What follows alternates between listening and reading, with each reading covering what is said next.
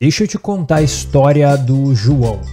João via vários vídeos sobre desenvolvimento pessoal no YouTube e ele fez isso durante alguns meses. João, então, olhando para a sua vida, percebeu que ele precisava de várias habilidades e de vários conhecimentos para atingir os seus objetivos. O João foi e um dos objetivos dele era aprender matemática, aprender português, aprender física 1, aprender HTML, aprender Excel, e ele tinha essa lista de objetivos de aprendizado. Isso tudo aconteceu em 2020. No início, o João estava super motivado, ele levantava 3 horas mais cedo, dormia 4 horas por noite, encontrou no YouTube playlists com cursos completos que ele achou incrível ter tanto conhecimento disponível para ser consumido. Ele levantava cedo, via as aulas, fazia as anotações, tinham 3, 4 cadernos completamente preenchidos no final do 5º mês. Coisas da vida foram acontecendo e ele acabou deixando os projetos de aprendizado dele de lado. Passou 3 meses, ele olhava para os cadernos e falou: nossa, eu preciso voltar para esse estudo. Passou mais 3 meses, ele começou a sentir uma pressão, uma ansiedade interna, ou seja, algo que ele sente que deveria estar fazendo e como não está, ele fica se lembrando disso e se sentindo mal. E aí ele vai para o YouTube, busca vídeos motivacionais, ouve áudios motivacionais no Spotify e começa a tentar alimentar aquela chama de ser um autodidata, de aprender para atingir os seus objetivos de desenvolvimento de competência. Passou um mês, ele volta a estudar. Ele pega o material novamente, mas muito do que estava ali ele já não se lembrava mais e ele precisou estudar de novo. Ele tentou ver a mesma playlist anterior, mas ele achou que já tinha visto aquela playlist, buscou outras e começou a estudar aquele novo material. Você quer saber o que aconteceu com o João? Bom, eu não vou te contar porque é uma ficção. O ponto aqui é que o problema que o João está enfrentando pode ser o problema que você está enfrentando e é o que eu chamo de o limbo da ignorância funcional. Eu vou te explicar essa reflexão que eu tive e como que a gente faz para sair dela e realmente começar a aprender de maneira consistente para a vida. A primeira coisa que eu preciso te explicar é que isso costuma acontecer dentro de uma janela de 3 meses. Esses 3 meses é onde acontece essa motivação inicial, aqui o foguinho, né, para representar a motivação, e aí esse foguinho vai diminuindo em quantidade, né, vai diminuindo em temperatura ao longo do tempo e esses 3 meses passam. Depois desses 3 meses, coisas vão acontecendo na sua vida que não tem muito a ver com o seu objetivo de aprendizado, até o momento onde você começa a sentir vontade de cumprir com aquele objetivo que você tinha criado anteriormente. Um dos grandes motivos disso acontecer é que existe uma confusão na aplicação de técnicas com o resultado percebido por essas aplicações. O que eu quero dizer é que o João, no dia 1, ele começou a aprender as informações necessárias para cumprir com os seus objetivos, correto? O grande problema é que quando chegou ali no dia 10, por exemplo, a quantidade de informações que ele precisava lidar, no lugar de não ter diminuído, essas informações aumentaram. E essas informações aumentaram não porque ele aumentou o escopo dos conteúdos que ele precisava aprender, simplesmente porque as informações anteriores que ele acreditava ter aprendido estavam ainda presentes no dia 10 para serem aprendidas novamente. O que isso quer dizer? Quer dizer que o nosso querido João não tinha aprendido nada, no sentido de que ele precisava manter aquelas informações na memória de curto prazo, do contrário, as informações desapareceriam. Se você tiver em dúvida sobre o porquê que isso acontece, eu tenho um vídeo aqui no canal explicando como o aprendizado acontece, que você pode ver mais um resumo rápido. As informações que você presta atenção, elas são enviadas para sua memória de trabalho, onde você vai trabalhar nessas informações para fazer com que elas vão para a memória de longa duração. Então, memória de longa duração e memória de trabalho. O nosso João fez o seguinte, ele estava prestando atenção em algumas informações e enviando essas informações aqui para a memória de trabalho. Mas aí ele cometeu um erro. Por quê? Porque ele não conseguiu enviar essas informações para a memória de longo prazo, forçando o João a, todo dia, quando ele ia aprender algo novo, ele precisava relembrar o que ele tinha aprendido antes, junto com a nova informação. O volume de informação que ele tinha que lidar todos os dias, a cada semana, aumentava. A cada semana se repetia. E isso foi criando um peso cognitivo que o João, depois de 3 meses, não conseguiu suportar. Então, o que aconteceu é que no 3º mês, ele desistiu.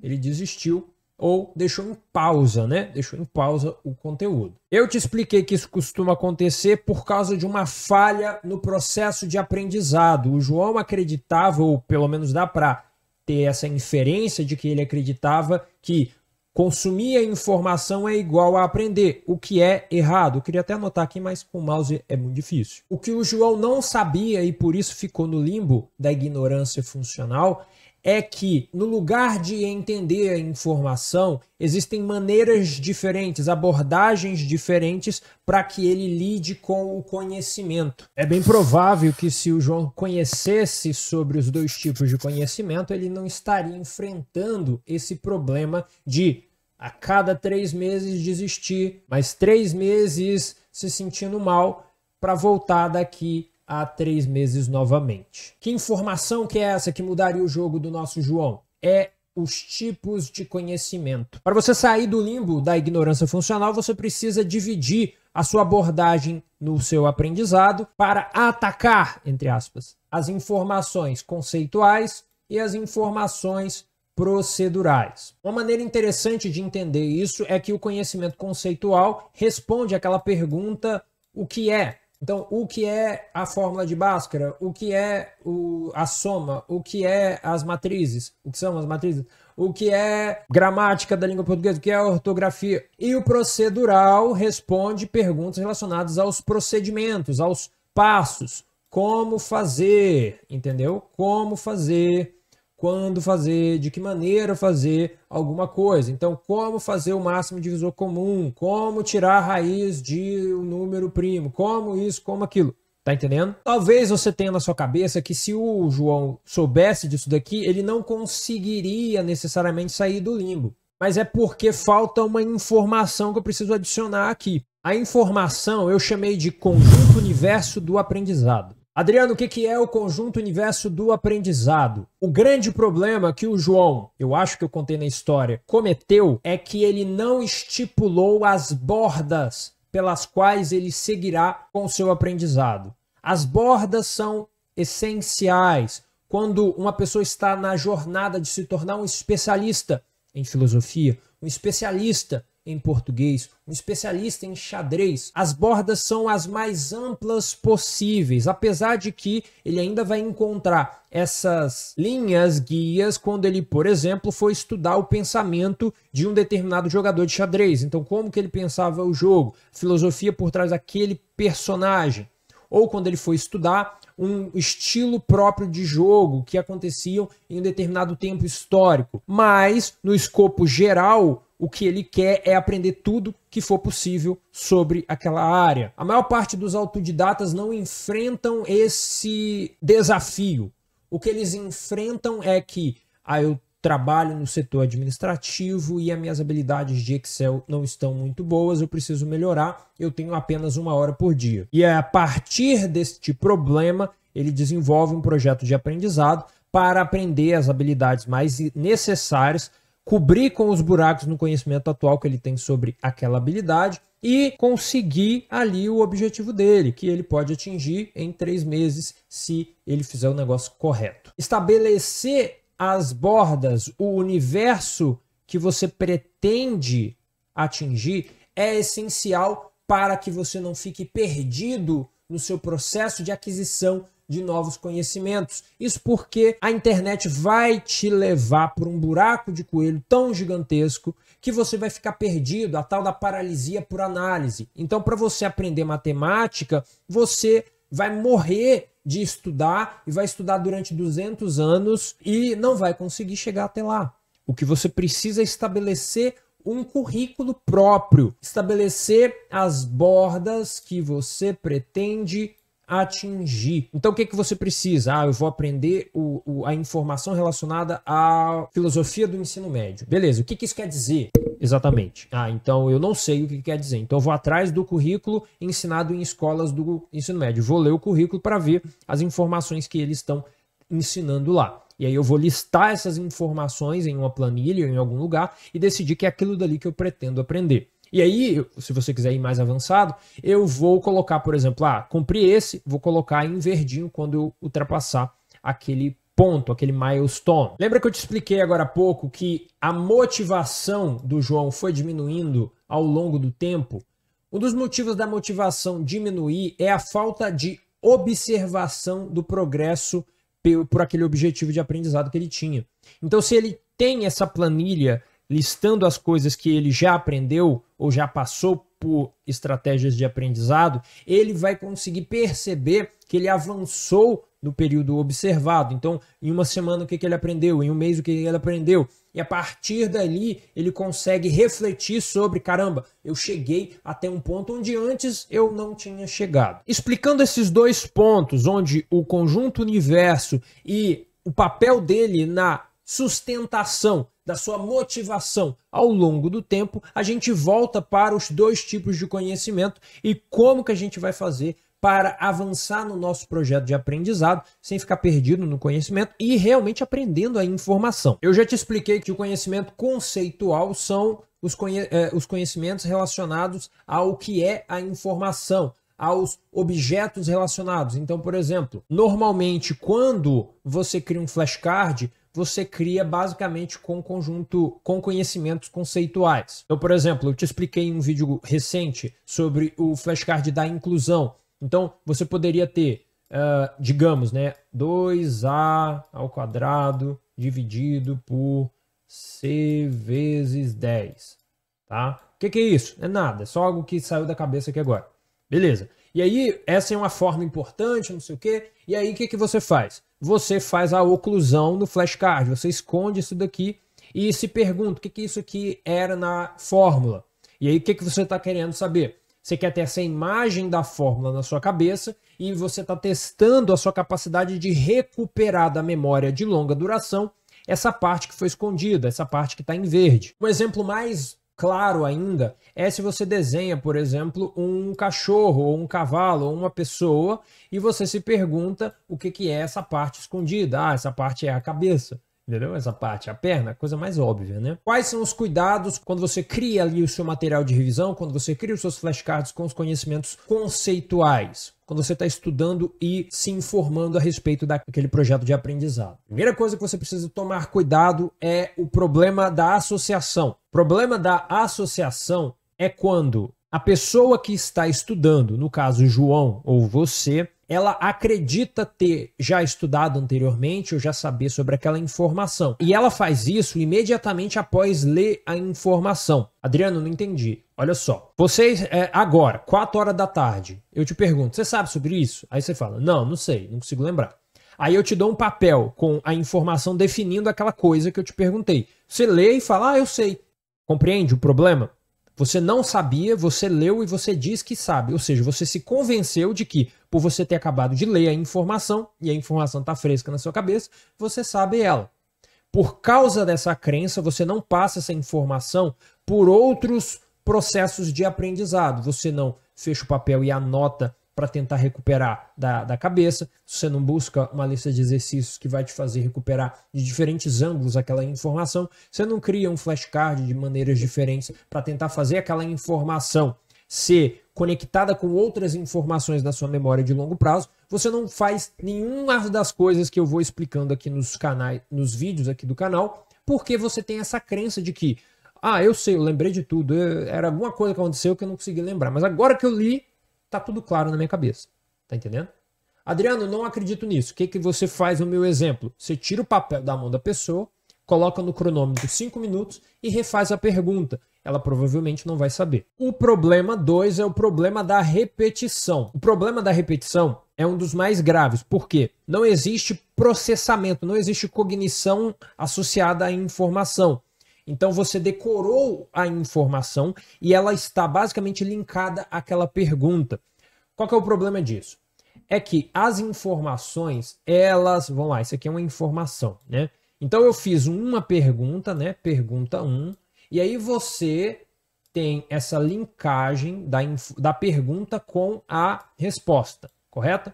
E aí você me recupera essa informação e fala para mim qual que é a resposta, beleza? O grande problema é que esse pedaço de informação que eu estou rascunhando aqui em verde, esse pedaço de informação não está associado com outras informações. E isso é o que você não quer fazer. Você quer que uma mesma informação estejam conectadas com várias outras. Porque caso você esqueça essa pergunta, vai ficar muito difícil você recuperar esse pedaço de informação. São os momentos onde o branco acontece, onde você sabe o que é isso, sabe que já tinha estudado, mas não sabe como que é, como articular, como falar, qual que é a palavra que se refere. Para resolver esse problema, o que você deve fazer é refletir sobre como vincular esse pedaço de informação com outras áreas, com outras informações, com outras coisas que você já é familiar. Então você associa diferentes tipos de conhecimentos com esse novo conhecimento que você está aprendendo. Então no exemplo aqui do cachorro, você sabe alguns fatos sobre o cachorro. Então a cabeça do cachorro, como que é a cabeça de um cachorro, ele anda em duas patas, ele late, ele morde, ele precisa, ou seja, um conjunto de fatos. E a reunião desses fatos forma a sua imagem mental referente ali ao cachorro. Mas entende que o processo de reflexão poderia transformar essa informação que você tem, essa imagem que você tem em algo um pouco mais rico? Por exemplo, você pode colocar essa imagem em situações. Então, eu pego um cachorro e coloco dentro do banheiro. O que acontece? Eu pego um cachorro e coloco ele no meio de uma padaria. O que acontece? Isso é só um exemplo, mas você coloca ele em contextos diferentes para ver como que isso acontece. Uma fórmula matemática poderia ser aplicada aqui. Então você acabou de aprender como fazer a regra de 3. Então como que eu faço a regra de 3 quando eu estiver numa padaria? Como eu faço a regra de 3 para calcular o imposto que é dado por cada compra no cartão de crédito? Como eu calculo, como eu uso a regra de 3 para saber, para fazer o imposto de renda todo ano? Como eu calculo para comprar ali uma vassoura que o cara passou na frente do portão?